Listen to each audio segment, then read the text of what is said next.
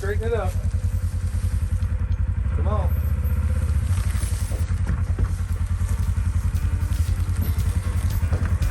That's good. This is Perma Pastures Farm in action, where permaculture is my passion. Hey y'all, Billy from Perma Pastures Farm. Look at these two cute little puppies. Hey boy. Hey, how you doing? All right, well, we're out here to collect some sheep, but we're not doing it in the most ideal way. We got this enclosed trailer, and it ain't the best in the world, but it's the best we have. So they're not gonna wanna go into a dark area, so we have a little light that William's holding right now that we're gonna use to help lure them in. It's rainy, it's nasty, it's farmer's weather, that's what it is. Let's just kind of take a look at what we got here.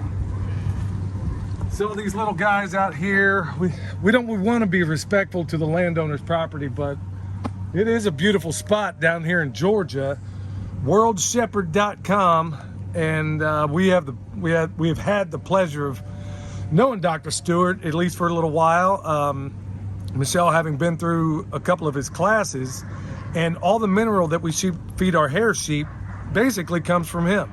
And it's a formulation that he came up with, and if you were to read the mainstream orthodoxy concerning what we give them, you would think, okay, it should kill them. But he has some of the most parasite-resistant sheep on planet Earth, and we're here to get some of them today.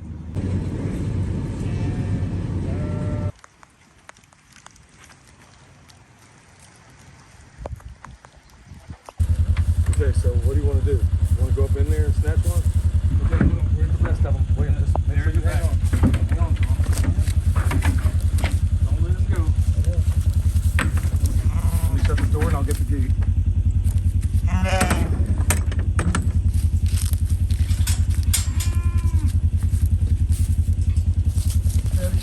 Hold on to him. 1 sec.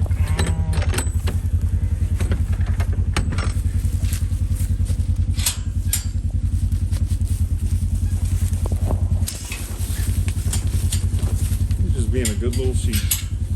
One more. All right, just be patient.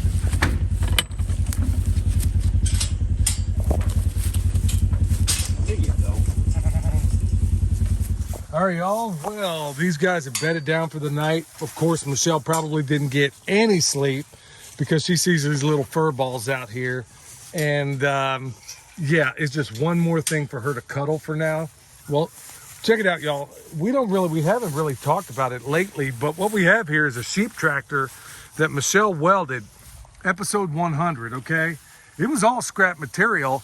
We got it, cut it, she put it together, and going on 3 years now, I think it's about that long. This thing has not needed almost any repairs at all. I mean, no adjustment. A testament to her engineering skills, so how cool is that? We even have the wheels on the inside of it where they're shored up. The original sheep tractor design from the Sheep Tractor Company is wonderful. It's great, but it's great on flat ground. This one is about 1/3 the weight of something like that. We know because we bought one years ago. So we got these guys in here. They're doing their thing. Boy, don't they look beautiful? Absolutely beautiful. We got a ram that we're going to go back and get, but we're going to let these guys kind of get acclimated to this place. Let them know what's up. They're going to stay in the sheep tractor, and we're going to move it a couple of times during the day. Now, when they get big enough, they're going to graduate out here with Walter, basically our Judas sheep. And he's behind, all of them will ultimately be behind this. One of the lessons we learned before is that when we bring sheep home, the acclimation period goes a lot better because they can't jump out of this thing. It's considerably, well, it's about another foot higher than the actual fence. So they can kind of get here, get the lay of the land. They get used to Milk Boy. Milk Boy gets used to them. They got their mineral over there. All this wonderful stuff. So we're just going to leave them in here for maybe a week at the most. You think about a week? I don't even know if it's going to take a week. It's probably not going to take that long because the way they already kind of, their behavior, nuanced things that you can't really understand unless you've raised sheep before. But these are the most well-adjusted sheep I've ever seen in my life. So far, we've noticed also that this batch doesn't seem to jump. I mean, that's something they do when they're really excited. But we're going to make sure they are calm, cool, and everything else. This is nearly 5 feet tall. The only concern we have is the gap here at the bottom. So we'll find ways to put things in there in case they decided to get out. We want to keep them in here, and so they're not laying in their own manure and they're on different forage. This is a kind of a process. Be careful. When you get sheep from another place, their gut biome is adapted to wherever they came from. These guys were about 3 hours away and a little bit to the south. So it's less of an adjustment of getting them to get adjusted to the forage we have here as compared to, let's say you got one from the middle of the country and then brought it over here. They will adjust. We just try to take it a little easier. In fact, when we've done that before, we've always taken hay from the place we got them from and kind of adapt them into the forage that we currently have. We've had great success doing that. Okay, so one of the little features we got on this thing is we got little stakes in the ground. So even in this rugged environment, every time we move them, at each corner we got one of these stakes. It's basically a piece of rebar. Stick it in there. So we'll pull these up, move them that way, just enough of their footprint. Instead of being a 16 by 16, this one is a 14 by 14. So we're just gonna move them 14 feet that way. We'll do it nice and easy, nice and slow, and we'll get them staked down, and they're gonna love their time here.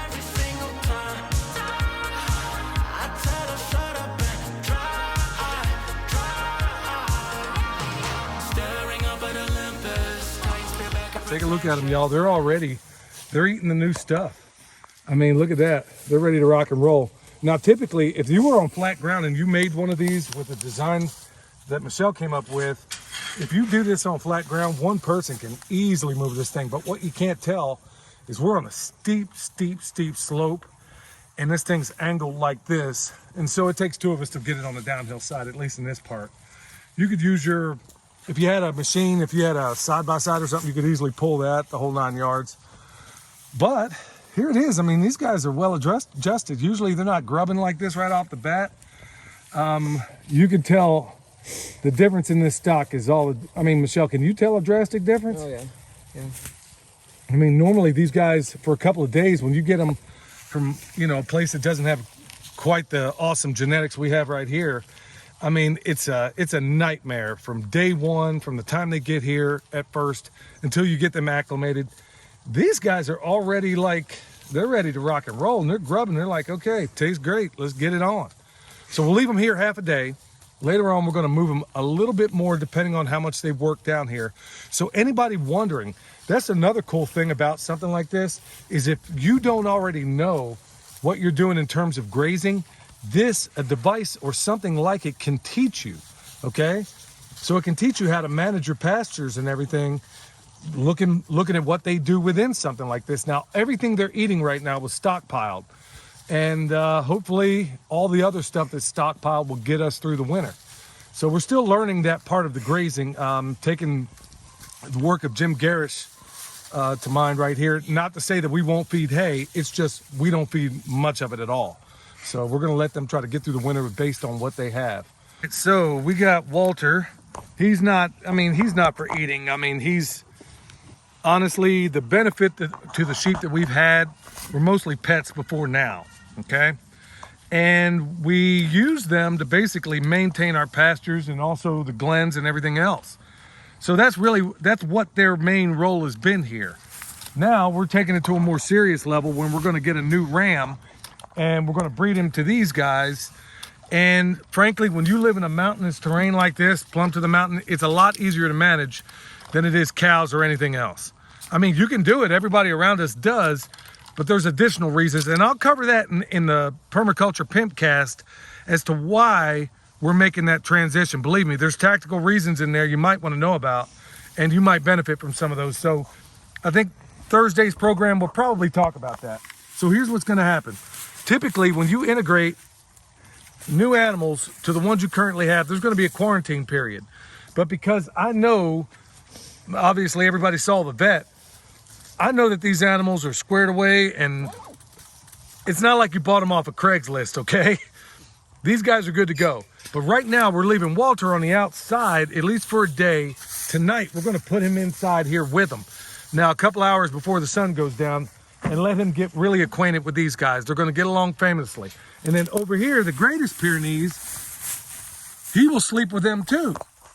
And he's probably going to be on the outside. So we treat the protection of our animals, and we've talked about this a while back, And it's part of that permaculture preparedness that we talk about, okay? This shirt kind of says it all. If you want one, get one from Eric Sider, okay? So we got an outer ring all the way around here that has hot wire on it, okay? It enables us to tether these electric fences that we have all over the property. That's the outer ring. Then we got an inner ring, we'll call it the second ring, which is essentially what you see here. And then the third ring is gonna be this. So we treat our animals in many ways, especially the more vulnerable ones like these and chickens, like the President of the United States. That's how the Secret Service does it. You have rings of defense all the way around them.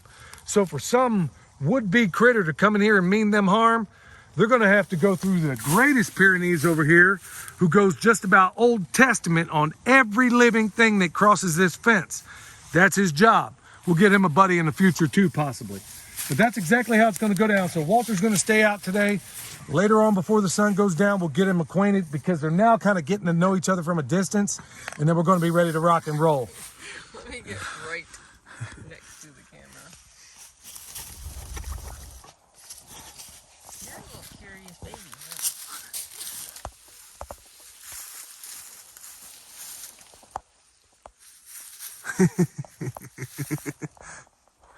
All right, so here we are a day later. There's been a couple of developments since that time. The boy we had, he's just been introduced. Now, the sheep were pretty much sequestered to this sheep tractor, the new ones anyway. And our old one, Walter, we can call him our Judas sheep to a certain extent, he was on the outside, so they were kind of getting acquainted that first day. So at the end of yesterday, we put him in here. Seemed to be, you know, just a minor kind of, hey, let's get to know each other thing. One of them actually sneaked out the bottom of it, so we came down and put some of these pieces of wood, this scrap wood over here at the bottom. This is a thing I'm going to correct, and I think I know exactly how I want to do it. And usually it's probably going to be a flap of, let's say, lath or something like it that I can fold up and then let down so they can't just, you know, make their way out of there. So now the next introduction, we took the net down because we got to move them uphill.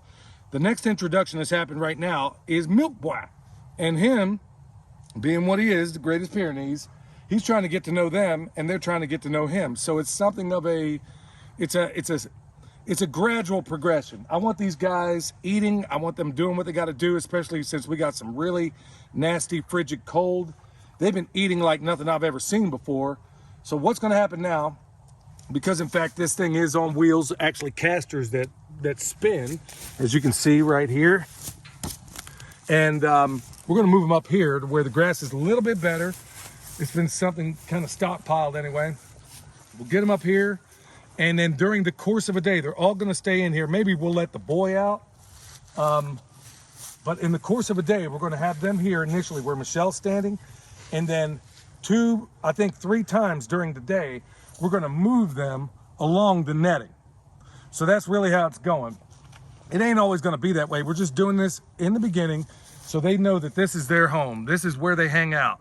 This is where they go to get out of the rain and the wind and whatever else. I mean, this thing's pretty doggone robust, and it works really, really well. So with that said, we're just going to move this up, stretch out the net. We got a taller net. The one that did get out yesterday, it was a good sign. Everything about these sheep is so much more intelligent than what I've seen for sheep in the past. So the good doctor clearly breeds for that as well. Oh, yeah, there's a joke in there, but I think I'll keep it to myself. All right. So with that said, it's time to get this bad boy up where they are. Boy, you got to protect these guys. Looks like they're all kind of hanging out behind Walter.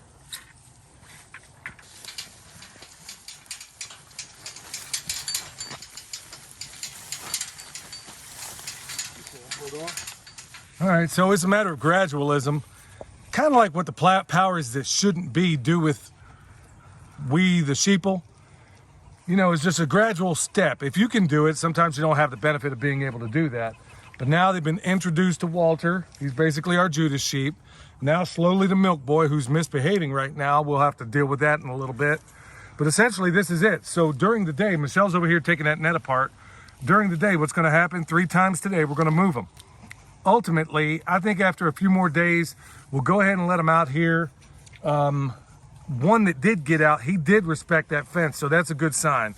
I just want to make sure they're as comfortable as they could possibly be because this is going to be breeding stock, and we're going to be doing a lot of really cool things with these guys. Ultimately, they'll be working in that area that we're turning into silvopasture over here. It's still a mess in certain areas, and we got to clear some of that out. But that's ultimately what they're going to wind up doing. This is kind of their home, their base, and then of course we put the nets out where we want them to graze every single day they move. Maybe a couple of days. It all depends, but it's really not much longer than that. All right, y'all. So if you need any comfrey bone sauce, world's best deer repellent, we got it right there at the website. Any freeze dryers, EMP shield, it's all down below. Remember, check us out on Patreon. We got a lot of cool stuff over there as well. And I'd be remiss if I didn't tell you to go check out probably the best farm podcast on planet Earth, and it's called the Permaculture Pimpcast. Comes out every Monday and Thursday. You can check it out. We'll leave a link down below for that as well. Also, we've been doing a giveaway there. We were initially going to take it and put it over to YouTube, but it was kind of hard to work out. But if you want to be part of the future giveaways, go check out that podcast. Go subscribe. Leave a 5-star review because we deserve it. All right, y'all. Till next time, this is Billy from Perma Pastures Farm, where permaculture is my passion. Look at these guys. Aren't they beautiful? We'll see you next time.